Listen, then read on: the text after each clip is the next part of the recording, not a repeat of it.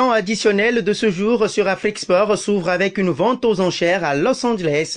Avant de poursuivre, n'hésitez pas à vous abonner à notre chaîne et d'activer la notification pour ne rien rater de nos actus sportives. Allez, on démarre. Un maillot de Zinedine Zidane préparé pour la finale de la Coupe du Monde 1998 entre la France et le Brésil a été vendu à plus de 100 000 $ lors d'une vente aux enchères. Seulement, on ne sait pas si ce maillot avait été ou non porté par le meneur de jeu français durant la rencontre remportée 3-0 par la France contre le Brésil, notamment lors de la première mi-temps où il avait inscrit 2 buts décisifs. Décisifs tout comme la décision d'Everton qui alimente la rumeur. La presse anglaise est unanime, un footballeur professionnel évoluant en Premier League a été arrêté vendredi dernier à son domicile par la police du Grand Manchester. Il est soupçonné d'abus sexuels sur mineurs. Ce joueur âgé de 31 ans a vu son domicile perquisitionné. Il aurait ensuite été libéré sous caution. Dans le même temps, le club anglais d'Everton a annoncé lundi soir avoir suspendu un joueur de l'équipe première en attendant une enquête policière. Pour le moment, c'est top secret,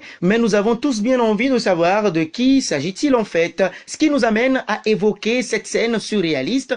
En amical, 2 joueurs de Lille en viennent aux mains et se font expulser face à Courtrai. Alors que l'arbitre sifflait la mi-temps du match, Cheka et Thiago Diallo en sont venus aux mains tout en s'invectivant en portugais. Un coéquipier a dû intervenir pour éviter que la situation ne s'envenime, tandis que l'arbitre a décidé de tout simplement exclure les 2 hommes. Au retour des vestiaires, les Dogs étaient donc plus qu'à 9. Face à cette situation plus qu'étonnante en amical, Lucas Elsner, entraîneur de Courtrai, a retiré l'un de ses joueurs pour que la rencontre se poursuive à 9 contre 10. Les Lillois sont même parvenus à arracher le match nul grâce à un penalty en fin de match. Pour le sprint final, une bonne nouvelle. Aux Jeux Olympiques, l'haltérophile ougandais disparu depuis vendredi d'un camp d'entraînement au Japon a été retrouvé sain et sauf, a annoncé ce mardi la police japonaise. Dilus Sekitoleko avait disparu après avoir omis de se présenter à un test de dépistage du Covid-19. Aujourd'hui, mardi, l'homme a été retrouvé dans la préfecture de Mie Centre